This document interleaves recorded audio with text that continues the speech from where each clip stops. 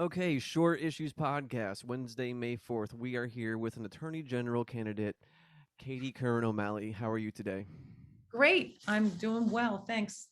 Good, good. I have to say, Katie, the your campaign sign campaign is amazing. Your signs are everywhere and they're in places where I wouldn't expect them.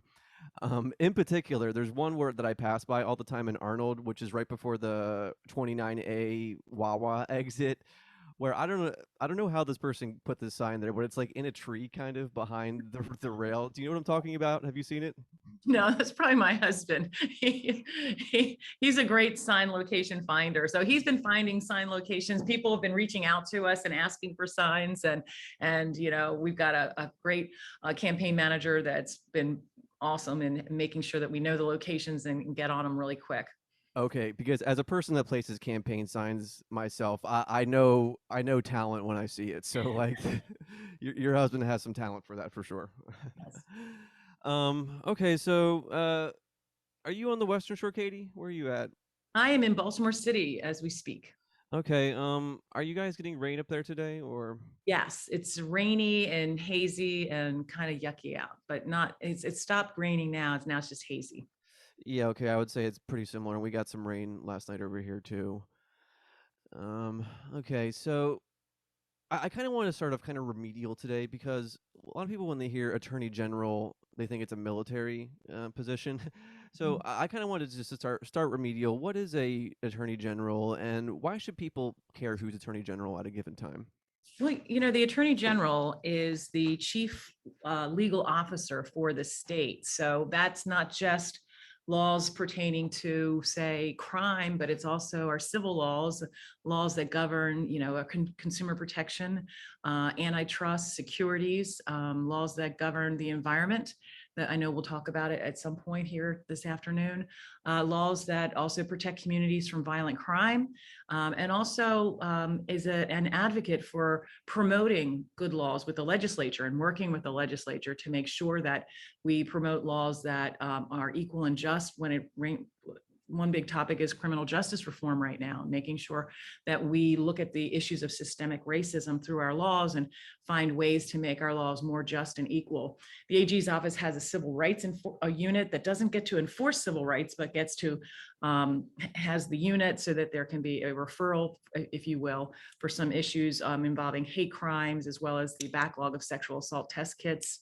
The AG's office has the Consumer Protection Division. The AG's office has the Organized Crime Division. So as you can see, there are many areas and avenues that the Attorney General works in and on. It gives legal advice to the governor, to the legislature, to all the state agencies and the secretaries of the state agencies on what the law is and how to provide the best services for Maryland within the laws.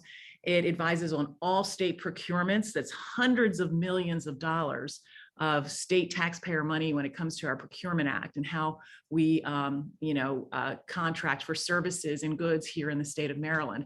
So it's the largest complex legal office here in the state with over 460 attorneys plus 300 support staff that all work day in and day out to provide Maryland with the best legal services available. Okay, cool. And so from what I understand, you and your family have a history in the legal system in Maryland. So could you tell us about what your background is? Sure. I grew up in Baltimore City. I've lived in Maryland all my life. I went to school at Towson University for my college degree, and then I went to law school in the evenings. I worked in the day as a law clerk and attended law school at University of Baltimore at night. And my my area that I began working then as a professional was in criminal law. I got a job in the state's attorney's office in Baltimore County, and I worked there as a law clerk and then became a prosecutor and stayed there for a decade, prosecuting hundreds and hundreds of cases in front of judges and jurors related to our criminal laws in the state of Maryland pertaining to the jurisdiction of Baltimore County. And, I handled cases ranging from petty thefts to drug conspiracies to sexual assault cases, child abuse cases, and the most sad cases of, homicide cases, cold cases, working with DNA evidence, building cases with investigators, witnesses, and victims, working for just outcomes, and also working with defense attorneys. Everybody that comes into the criminal justice system, is an individual that you look at individually. And as a state's attorney, making sure that I'm presenting a case that is solid constitutionally, that no one's rights have been violated. And then also, making just recommendations to a judge when you're a prosecutor, not always saying, throw the book at people, but what's in the best interest of everyone here, protecting the victims. Is it, if it's a property crime, getting restitution, if it's a crime of violence, protecting communities from further violence. So these were all things that I did for a decade. And before I left that office, I was chief of the white collar crime unit, where we dealt with a lot of security issues, sweepstake frauds, and a lot of frauds that were targeted victims were senior citizens, and really protecting seniors with the laws in the county, Baltimore County. But I left, after a decade, then became a judge for the past 20 years, where I have served and presided over thousands of cases, not just criminal law cases, but laws involving our civil laws here of the state. So landlord-tenant issues, housing disparities, contracts, torts, all of those matters came within the jurisdiction of the district court, as well as criminal. So I got balance with all the laws that we have here in the state, criminal and civil. And as a judge for the past 20 years, I've been presiding over cases and working with people who suffered from drug addiction, mental health issues, domestic violence, intimate partner violence was a big issue here in the state of Maryland. Certainly during the pandemic got even worse, and the courts didn't close. We remained open, especially in the district where people needed to come on a daily basis for protective orders and mental health evaluations.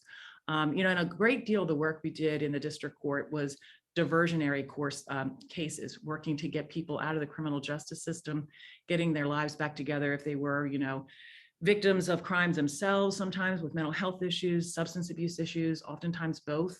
Working to get through drug treatment courts so people could get back to their families, get back to themselves, and be, employed and productive members of society. So that was a lot of the type of work that we've done over the past 20 years. And that really matters when you're talking about an attorney general, because these attorney generals, these assistants and the staff attorneys, they go to court for Marylanders every day. Okay. Yeah. So you have a pretty extensive history. I was trying to think. What's like a one example, like an accomplishment that you've had as a judge or as a prosecutor that is you're proud of, that is emblematic of your brand? For example, could you think of an instance?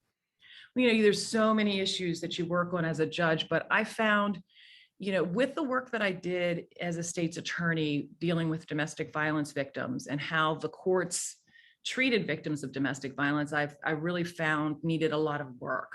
And as an advocate in the 90s and early 2000s, I found that judges oftentimes, many were very, very good, but some of them often re-victimized victims who would come into the system. I found that with sexual assault victims as well. But definitely in the domestic violence arena, the judges oftentimes would sort of stigmatize people and often ask the victims why they were in a relationship that was so horrible for them, and they must not think much about themselves, and really sort of empowering the defendant as opposed to criminalizing the conduct. So when I became a judge, because it was an area that I felt so deeply about, I worked on those cases not as an advocate now, but as looking at best practices for the judiciary. And for about a decade, I was able to train the new trial judges when they would get appointed by the governors on these areas, because every year we have what you call new trial judges orientation, and they call baby judges. They have to learn a variety of different things. Not that they aren't already experts in certain areas of the law, but there's training on landlord-tenant issues. There's training on housing issues. There's training on civil law evidence. And one of the areas that we started when I was a judge was training on protective orders. What's the best practices in issuing protective orders for the intimate partner violence? Okay. Oh, it was already recording. Okay, so could you continue with the training of young judges? Sure. So I think it's in relation to the question of one of the areas that I'm proud of in my experience as a judge and as a prosecutor. It was, again, when I became a judge, looking at the issues of domestic violence and, how we can start training judges with best practices. And, you call the balls and strikes as a judge. So people coming into domestic violence courts, simply because a judge is trained to understand sort of lethality issues and what's the best outcome for families in domestic violence doesn't mean that someone doesn't get a fair trial. But when you are sentencing someone who's been found guilty of intimate partner violence, you have two main factors: protecting the victim and the victim's families, and making determinations of, life and death situations. Like, is this a lethal situation? Does this person need to go to jail? Is this a person who needs substance abuse treatment and batterers intervention treatment?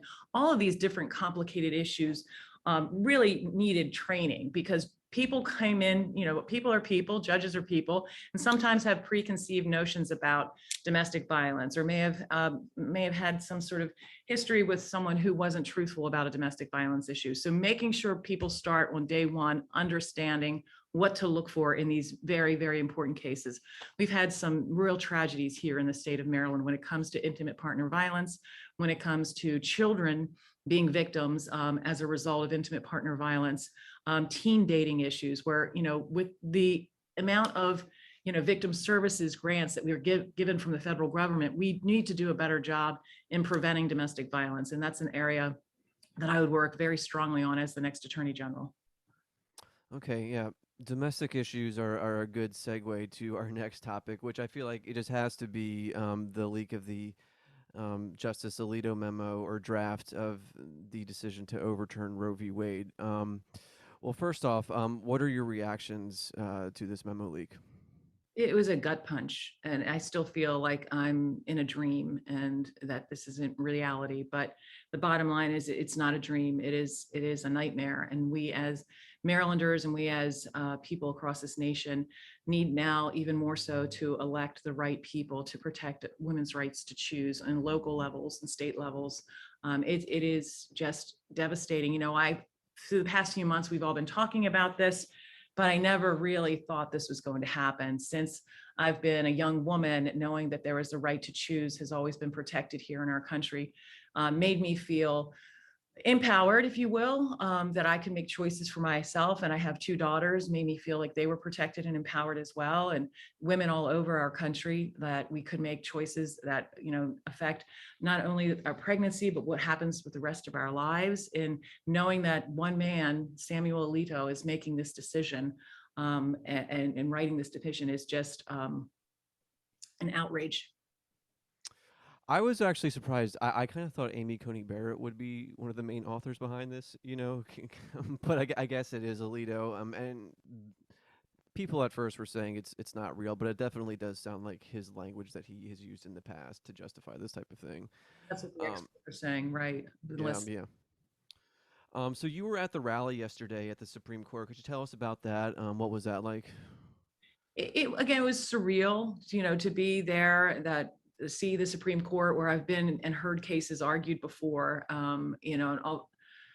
It just was. I was just and always been in awe of the power of the Supreme Court and respected it. I watched my father try two cases in front of the justices, and it just made me. It just I was just angry. I guess my reaction was anger, and the people there were pro-life supporters, but the majority of people there were pro-choice supporters for women's reproductive rights. So I was there in the mid-afternoon, and I thought it was going to be a little bit more hectic, but it was very tame. People were exercising, their First Amendment rights and talking about what an outrage this is. And there were some speakers. So, I think at nighttime it gets bigger and more crowded because people get off work. And I'm sure as this issue is, once this decision comes down, if they are going to, in fact, overturn Roe, it's going to be a lot more people, I think, all over the nation crying out. Yes, well, I mean, so we know, for instance, I forgot what the act is called, but abortion access is going to increase in Maryland. Nurse practitioners are going to be able to do it, and there's going to be more training programs and such enabled. Um, what else can an attorney general do, for instance, to continue to fortify women's rights to abortion access in Maryland? So And yeah, go on, go on. I think there needs to be, we only have 44 facilities right now in the state of Maryland. So it's a pretty big state, and only having 44 facilities that actually perform reproductive health care in Maryland is really a limit. So I would argue and sponsor legislation to create more access in just in locations. If you're in Western Maryland, you might have a real difficult time getting to a location, and or if you're maybe even on the shore. I think 44 facilities to me just doesn't sound like enough for a state as large as ours. So I think that's one way to start. And the bill did, give access to more types of persons who can perform these services, like nurse practitioners and midwives, as well as funding for hospitals to do more training for their doctors on abortion services. There are very limited amount of training actually in medical schools to do abortion services. So that I think is imperative, that we have more trained physicians as well as nurse practitioners and midwives that can perform these services. Because what's going to happen, Brian, other states like Texas and Mississippi and these other places that are restricting Oklahoma women's rights to choose, those citizens are going to come to states like Maryland to get these services. So it's important that we expand the services here in our state. Very, very, very important issue. Considering that I looks like West Virginia, Pennsylvania, some other of the Midwest states are all have trigger um, laws that will go into effect once Roe does get officially overturned. So we're kind of going to be isolated by a lot of anti-abortion legislature in surrounding states. So I can only think of the Fugitive Slave Act. Right. it, Sanctuary state. this is a constitutional crisis, really, because now we're kind of de facto in Maryland. We're de facto in the position of having to provide access to abortion for these other citizens of other states. So, so what you're saying is that so what you're saying is that you won't take any sort of measures to make sure that people can't come to Maryland to get abortions if that's what they need for medical tourism, so on and so forth. Correct. Yeah, need to keep it. We need to keep it accessible for Marylanders, but also for women all over the nation, and that's why we need more services here. Yeah. Okay. What was your reaction to Alito's justifications, like his constitutional literalism that he employs at times that he likes to? Do you have any takes about, say, for example, this language? The Constitution makes no reference to abortion, and no such right is implicitly protected by any such constitutional provision. I think he's just, it's just a radical interpretation, and I mean that's what I've heard over and over again. That this is not just a conservative position; it's really radical. And we have had this right for 50 years, through Roe v. Wade, and I just completely disagree with him. Right. So the thing that's worrying to me, I'm worried about Roe v. Wade in the most immediately, but throughout this 98-page draft, the type of arguments that Alito is making really kind of cut the legs out from underneath of a lot of other of our personal liberties. I'm thinking about cases like Griswold versus Connecticut, which is birth control access, and even stuff like Loving versus Virginia. States cannot pass laws prohibiting interracial marriage, or what the 14th Amendment can say is a personal liberty. Do you think that these are legitimate things to be concerned about Yeah, in the I pipeline? really do. I definitely do. It's right now it's reproductive rights, but what other rights are going to be impinged on is what I think a lot of people are wondering, because this isn't just a conservative view. This is very, very radical. And I think we should all be concerned about that issue, and making sure like Title 10 funding is still available for families and family planning. I mean, it's so many, this is an erosion of, like you said, so many of our personal rights and privacy rights, and that we've all sort of never thought. I mean, I think 10 years ago or even 5 years ago, if someone told me this was going to happen, I wouldn't have even thought twice about it. And now we really have to look, because, elections have consequences, and what Donald Trump was able to do to the Supreme Court is going to have a horrible effect for so many, many, many years. Yeah. So I guess the question is, what can people do right now to fight back against this? Well, voting is important. I think Mhm. that's a number one. There's been over the past, there's been such an attack on voting rights in certain states too. So as an attorney general, I would definitely, we're lucky here in Maryland that we have very secure voting system, but making sure that we join amicus briefs, with other states that are their voting rights are under attack. I think it's really important to get out the vote, to make sure that people understand how important elections are and that these elections have consequences, whether it's, a local election, a state election, or a federal election.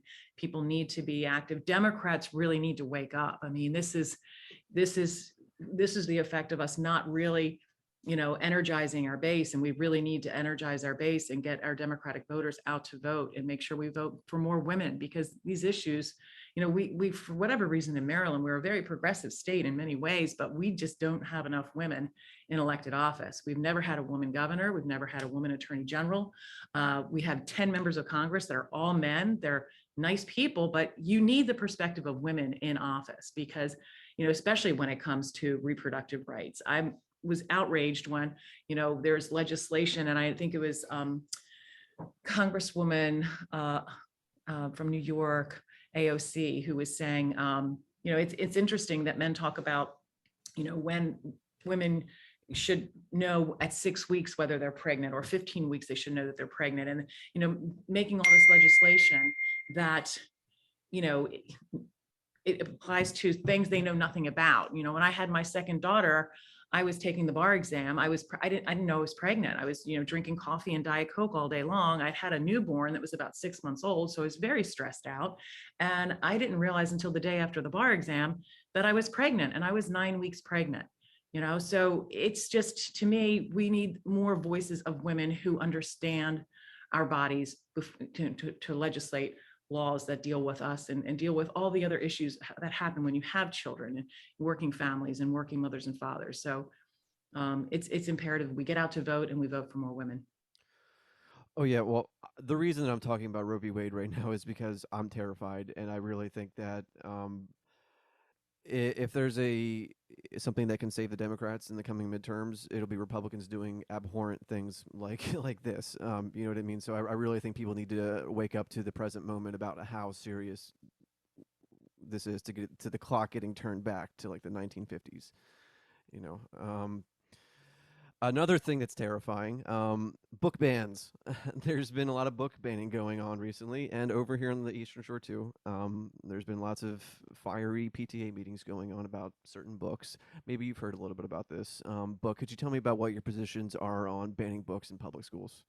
Well, it's all it's just ridiculous. It's a diversion. I mean, people are, there's so much craziness going on. I think, Donald Trump sort of opened the floodgates for, which one congressman from New York said in our federal House of the Congress, there's a crop of crazies out there that are worrying about all kinds of things, and banning books, is just another kind of a diversion from what are the real issues that are facing the public schools right now. The public schools right now need more funding. They need to make sure that the blueprint is being funded for not just the educators, but educational support staff, and making sure that we have more incentives to bring people into the education field. It's not about what kind of books are in the library and, banning books about homosexuality because it's going to make children become homosexual. It's just all this ridiculousness.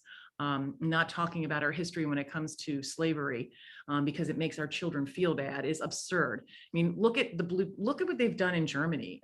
They educate everyone in that country at all levels about the horrors of the Holocaust. And we need to do the same thing when it comes to slavery and systemic racism and the racial abuses that have occurred over the years. We passed the Civil Rights Amendment in the 60s, but we still have so much work to do.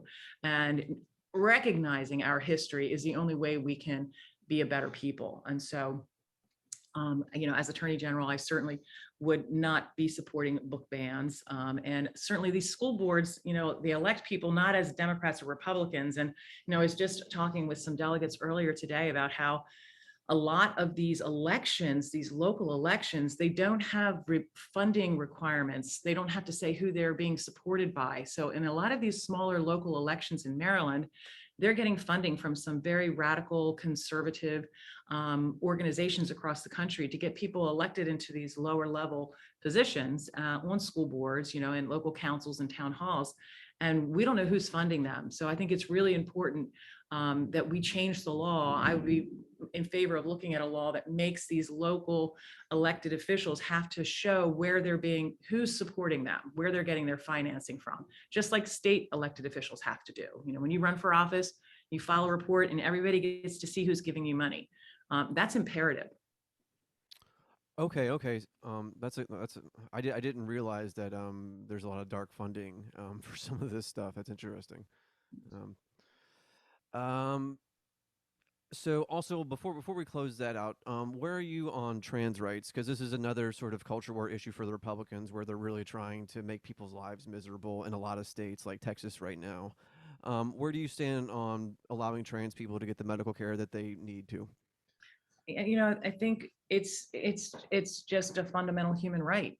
Everybody, regardless of their sexuality, their gender, their whether they're binary, non-binary, needs to have their rights protected and basic human rights. And so here in Maryland, I think we're a pretty progressive state.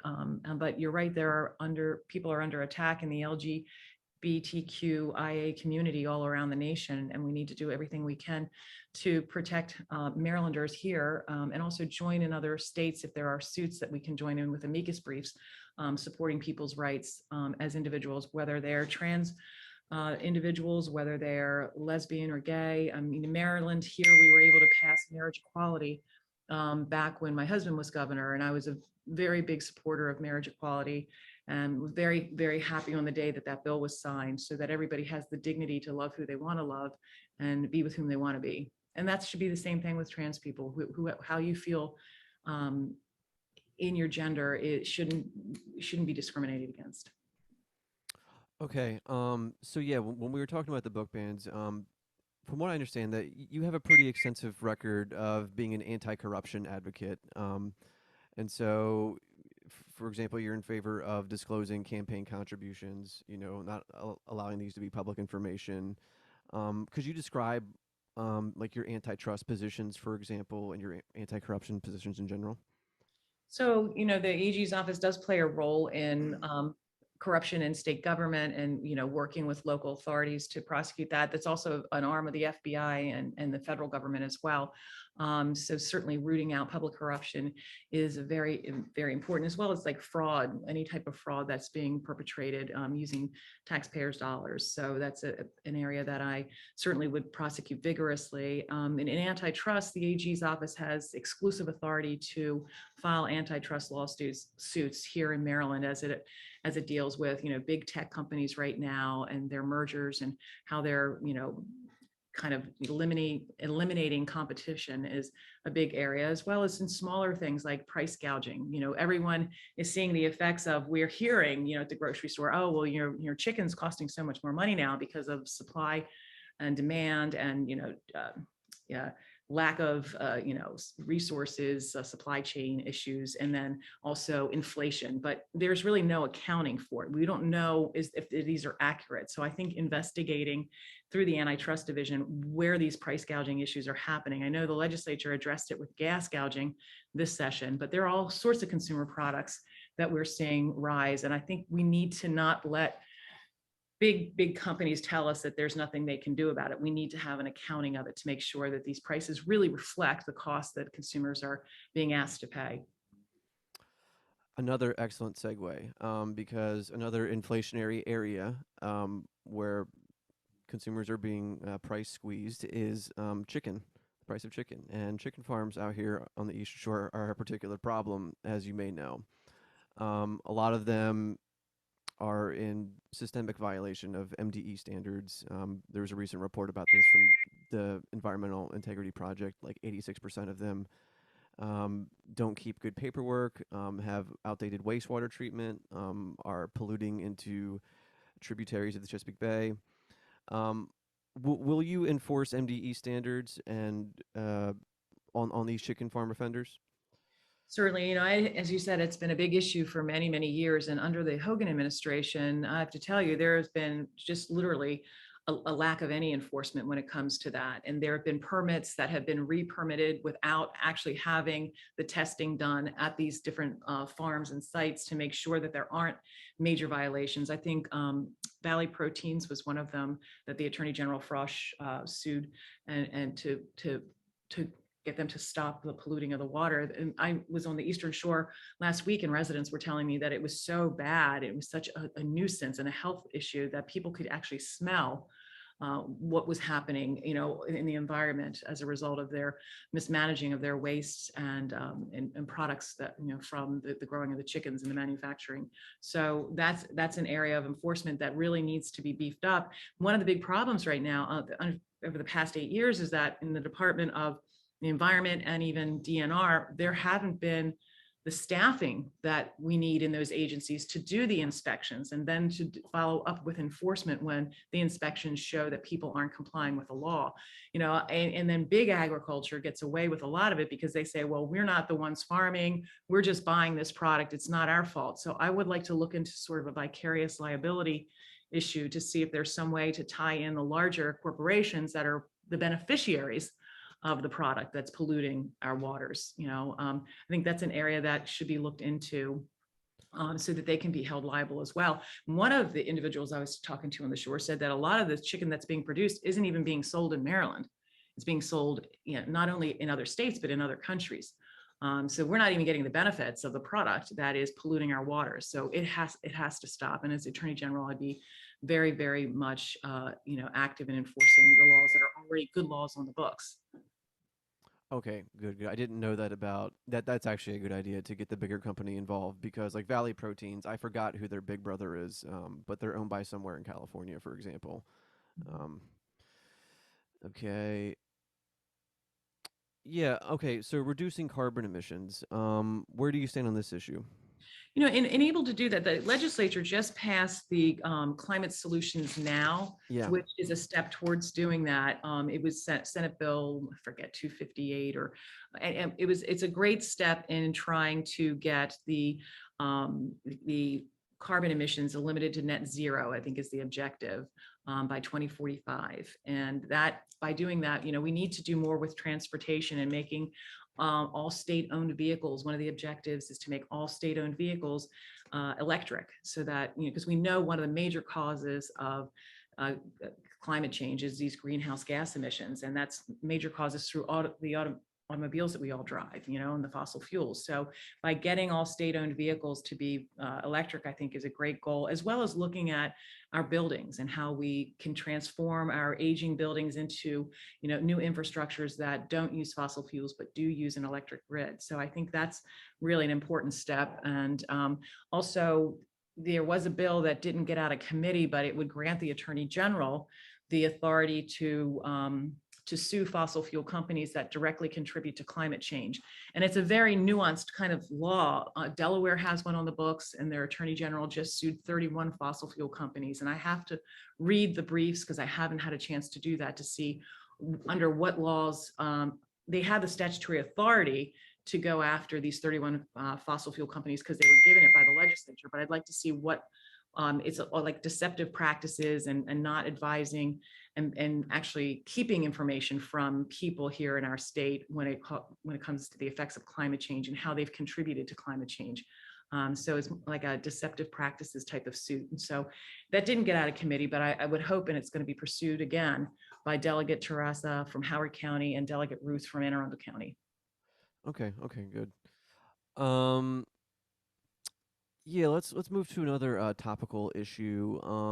Recently, Harford County Sheriff has there's been there's a police killing in Harford County recently, right? And Brian Frosch has been upset that they haven't released specific informations that they need um, to investigate this case. And there's been kind of like a back and forth. And so now apparently they've gotten a judge to release that information to Brian Frosch. Is that accurate? Um, Yeah. So that happened last Thursday. What had happened was, sadly, there was a death that occurred as a result of police activity. I'm not sure if it was a car crash or a shooting. The AG's office now has the independent investigations unit that was granted to the Attorney General through legislation in 2021 called Anton's Law. So the Attorney General now has the authority throughout the state of Maryland to investigate civilian deaths that result in either a shooting from a police officer, any police activity. And so most of the jurisdictions have been in compliance since the law went into effect October of 2021. Harford County has repeatedly said, the sheriff there said he was not going to comply, that it was a local, he had local jurisdiction to investigate these. So when that incident happened about a month ago, within in April, he was not allowing these AG's investigators access to the information, the witnesses, the the evidence, all of it. So Attorney General Frosch had to go up to Harford County, and he did it himself. Went into the courthouse and argued before Judge Yolanda Curran that they were in violation, that sheriffs were in violation of the law, and she agreed and demanded that he release the information and the evidence to the Attorney General to do this, who has the sole authority to investigate, to determine whether or not the officers should be held responsible criminally for the death of that individual. Okay, all right. So it sounds like Hartford County kind of has like a bit of a history of doing this. Is that what you're saying? When the law was passed, there was, there was a lot of pushback from some local states attorneys as well as sheriffs and law enforcement around the state. Most have been in compliance with the law because Mm-hmm. you have to comply with the law. So most of them have. Hartford County is the first time that there has been a resistance to turn over the evidence. And I don't know if this is going to happen in other counties. I think this legal outcome was a victory. So these other counties will see that in doing that, they are not going to succeed, that it is the AG's office that will be investigating. Right. So this is a good issue to kind of unpack your ideas on police accountability. Maryland House Bill, I think it's 670, which is the Police Accountability Board that's passed a couple weeks ago. So there's going to be community run police boards that oversee complaints that go to local police departments. Yeah, are you in favor of these measures? Could you, yeah, talk about that? So, the men and women who put on their uniform to protect communities across their state are, paid by the taxpayers, and I believe are the majority of good people that are doing the job because they want to keep communities safe, and they are risking their lives in doing that. I worked with the police for many years. They were my witnesses in cases. I've done ride-alongs with police officers. I understand the stresses that go into the job and the life and death decisions that sometimes are made at a split second in keeping communities safe. At the same time that I believe that that is their mission and their goal, as any public servant, you have to have transparency and accountability. And whether you're an attorney general or you're a police officer or major or sergeant, you have to be accountable to the people that you serve, to the taxpayers that pay our salaries. And making policing accountable and transparent is the only way we can keep communities safe. And good men and women in the police department want transparency and accountability. They don't want to be working with someone who is not complying with the law. They don't want to be working with someone who's on the take, who is corrupt. It makes their lives more endangered as well. So it's really imperative that we do both things at the same time.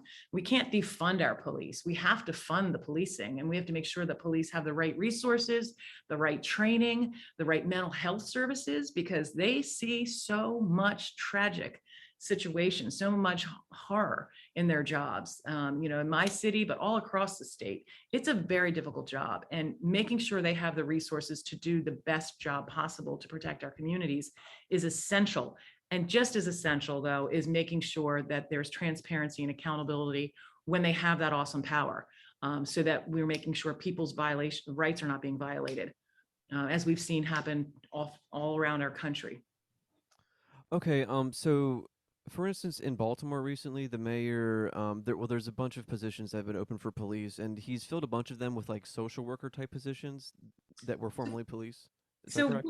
what's happened is there's been $10 million worth of federal funding for the Safe Streets program, to grant. So the Safe Streets programs are volunteers in the community that were doing mitigation type of mediation types of services within the communities where there was violence, and working with people in the communities that they thought were tended to use more violent uh, ways of dealing with conflict. And so having these members in the community who are, neighbors, talking with neighbors, if you will, to resolve conflict is a good idea, but it's also very dangerous. We've had 3 Safe Street workers murdered in Baltimore City. And so this oversight is a way, I guess, to give them more training with the millions of dollars. Did you freeze up again? No. Oh, you're No, still there. no, Okay. no. Sometimes I More just get training lost in thought. and have community investigators, but it's certainly it, it's a dangerous job. It's Right. Well, everything on I know. For example, a lot of people, who are in relationships, have feelings about getting the police involved in any sort of domestic, conundrum, whatever it is. You know what I mean? Because having a police person involved immediately polarizes the situation to some sort of like reprimand, some sort of like forceful, someone being removed from a house. And I mean, do you think that there's value in having social workers that can just come over and just sort of mitigate domestic issues, where not necessarily somebody has to be arrested at the end of it? Do you think there's value in that? there's all kinds of domestic conundrums, and that might be good for like a little, blow up that's not really violent. And, we have social workers that can help with that. And I think it's certainly good not to have to elevate things to police presence, but, domestic violence and intimate partner violence is very, very lethal. And there's certain aspects of domestic abusers that, just sitting down and talking with a social worker will not address the lethality possibilities in those cases. So there's so many types of disputes that happen in communities, but when we're talking about true domestic abusers that use control and coercion, that use violence as a way to intimidate and use a way to control their partner, it takes a little bit more than just that kind of counseling sometimes, especially if violence has been used and if someone has been injured. If someone is willing to use violence and they repeatedly do it, it ramps up the lethality issues. So we really have to be careful when we're talking about intimate partner violence and addressing it in a mitigated way, as opposed to really looking and making sure people are safe and can break, from the chains of that violence. Okay. Um, yeah. So yeah, gun violence. What are your positions on background checks on ghost guns? What measure would you like to see done to reduce the amount of gun violence done in Maryland? Everything and anything. I mean, we have some really, really good laws already on the books for people who are illegally possessing firearms. And, so we're not talking about lawful owners of firearms. If you're a lawful owner of a firearm, the state's not trying to take your gun away, but that's not what's happening. When it comes to gun violence, there are a lot of the people that are causing the violence and the homicide rate to skyrocket are illegal possessors of firearms. So we need enforcement of those laws. We need vigorous enforcement of those laws. And through the Organized Crime Division, the Attorney General has the authority to go after gun traffickers and people who are illegally possessing firearms in organized crime and gang activity. And we have to be very aggressive about enforcing those laws and making sure that those guns are taken out of the hands of these criminals, because they are causing a public health issue for our entire state.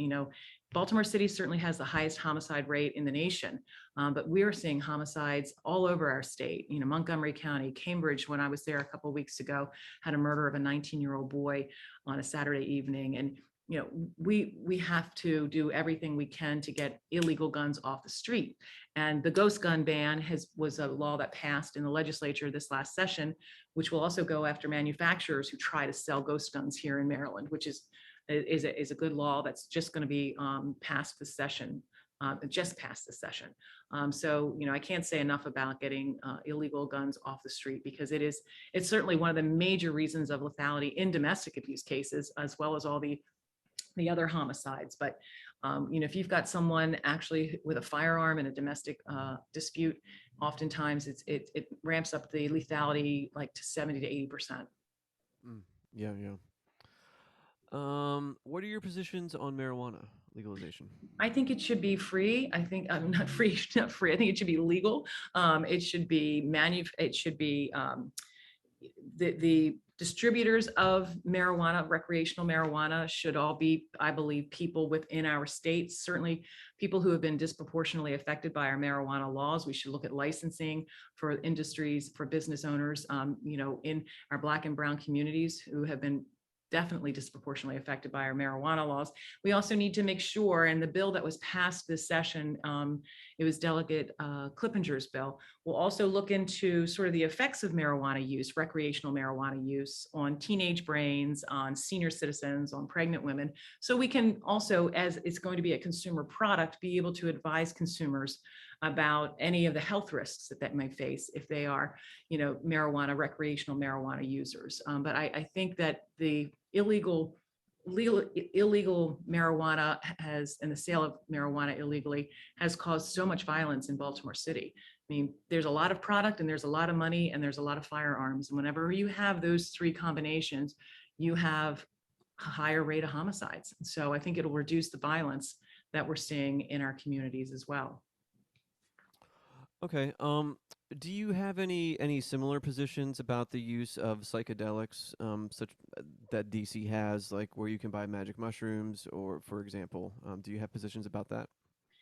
I haven't seen in the court system, I haven't seen a lot of people even being charged with It's those. one of the least prosecuted drugs to be found with magic mushrooms, for example. Okay. Yeah. So I haven't really thought much about it. I don't know what the difference in those health risks would be. I think that's really what needs to be studied before Maryland passes a law like that. Johns Hopkins has a psychedelic research. It's like one of the best in the world, actually. No, they do a lot of like promising studies about veterans dealing with PTSD, people that want to overcome alcoholism, people with just like chronic depression. Psychedelics have found to be like miracle cures for some of these people. So that's just my claim to you. Maybe it's not the most talked about thing, but I think it should be talked about. Because I think more antidepressants, more legally purchasable antidepressant things are a good thing for the coming future. Yes. Yeah. Um. Okay. Marijuana. What position do you have to run soon, or? Well, I'm supposed to be somewhere at 1:45 and I'm clearly not there. So I think pretty soon because it's 1:49. Okay, okay, because I appreciate you giving me all your time. I just wanted to be thorough. I mean, I didn't know if you had something. So, do you want to just close out? Tell us where we can find more about you, Katie. Your Twitter, your website, so on and so forth.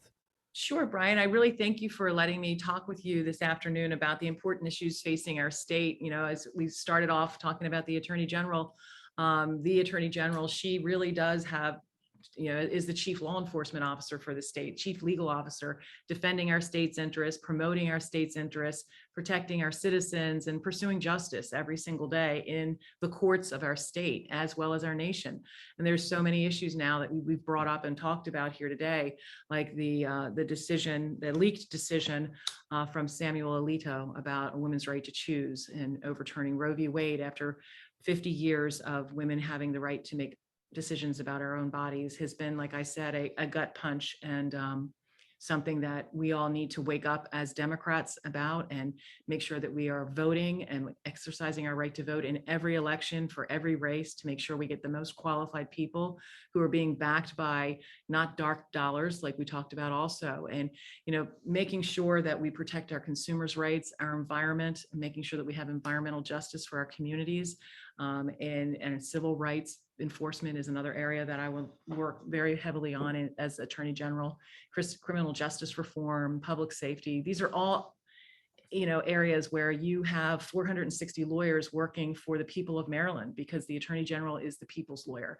And I have a website, it's katie4md.com, that I would hope that you will log on and look at all the different issues that we have talked about here today in detail. I have one on criminal justice reform and public safety, domestic violence, reproductive rights, economic justice. We'll be putting out a paper on immigration issues as well.